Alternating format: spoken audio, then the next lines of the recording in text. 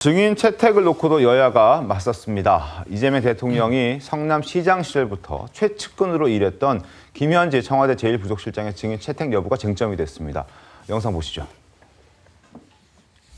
증인으로 출석하는 검사들을 어떻게 보면 깡패 같은 이 검사들을 우리 국회가 단죄하고 진실을 규명하지 않는다면 누가 하는 겁니까? 윤석열 대통령과 그 밑에 있던 한동훈 법무부 장관 다 국민의힘 출신들 아닙니까?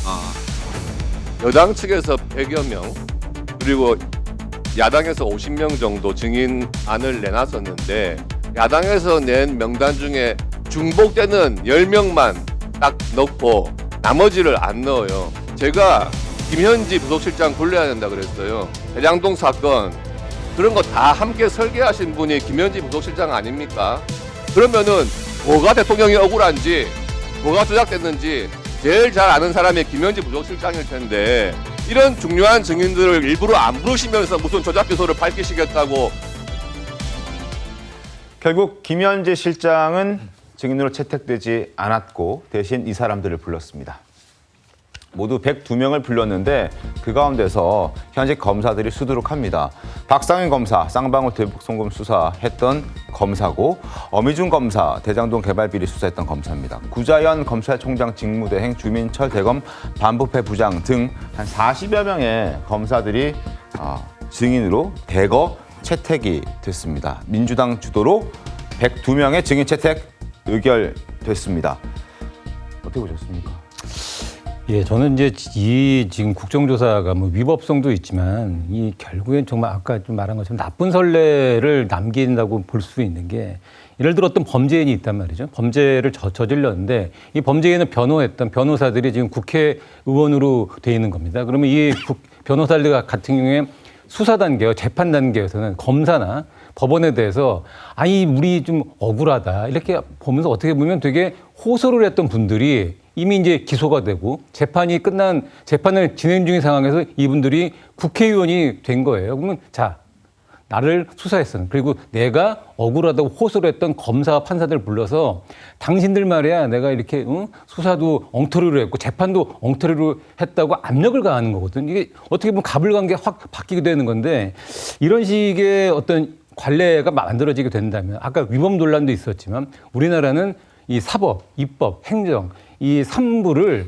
분리하도록 삼권 분립의 기본적인 원칙이 있거든요. 이제 이런 것들조차도 무너지게 되면서 권력만 잡으면 그리고 국회의 다수당만 되면 수사와 재판도 나중에 내가 리벤지할 수 있다. 나는 어떤 이런 나쁜 전례를 남기게 되는 거 아닌가라는 그런 걱정이 심하게 들고 있습니다. 네, 권지웅 대변인님.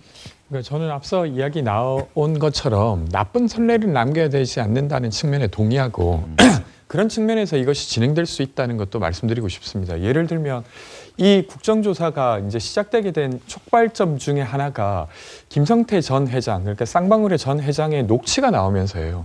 그러니까 법무부 감찰 과정에서 내가 진짜 이재명 대통령에게 돈을 줬으면 줬다고 하고 싶다. 이런 녹취가 나오거든요. 그럼 그건 무슨 말이냐면 정말로 그런 사실이 없는데 계속 검사가 압박해서 그런 증언을 해야 된다는 취지로 이야기를 합니다.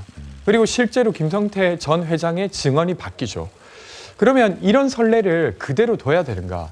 이미 기소되었다는 사실만으로 이것은 그냥 재판 과정에서 다뤄지고 무죄가 되면 그것을 어쩌면 조작 기소했을 수도 있는 검사를 그대로 두어야 되는가 하는 문제가 남습니다. 그러니까 저는 되려 이번 국정조사를 통해서 억울한 검사들이 있다면 본인들이 그렇게 하는 게 아니라 그냥 수사 매뉴얼대로 했을 뿐이라고 잘 밝히면 될 문제지 이 행위 자체를 마치 아주 나쁜 것처럼 하는 건 전 적절하지 않다 이렇게 말씀드리고 그리고 이제 재판과 관련된 것이어서 저는 되려 이게 국정조사가 필요하다고 생각하는데 실제로 이게 위법성의 논란은 있지만 위법하다고 볼 수 없습니다. 왜 그러냐면 2016년에 박근혜 대통령 국정농단 때도 재판이 진행되면서 국정조사가 진행되었고 2025년 윤석열 대통령 내란 때도 재판이 진행되면서 국정조사가 진행되었습니다.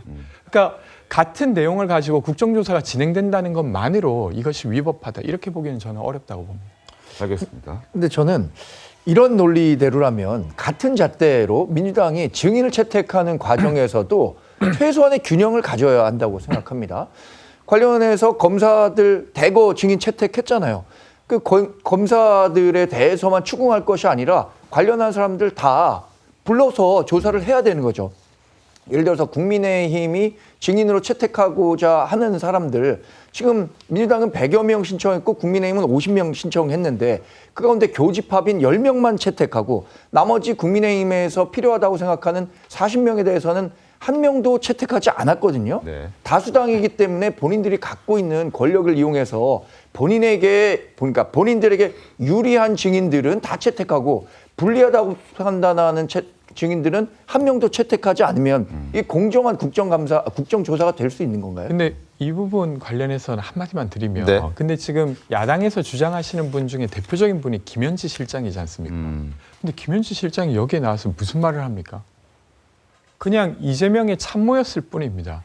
그러니까 이 사건은 수사되고 그리고 기소되는 과정에서 어떤 일이 있었는지를 밝히는 것인데 거기에 이재명 참모를 왜 부릅니까? 알겠습니다. 그러니까 그런 지점에 있어서는 부당한 증인 신청이었다는 이야기를 드립니다. 근데 이게 본질을 우리가 잘 봐야 된다고 생각해요. 제가 시간을 좀 끌어서 죄송한데요.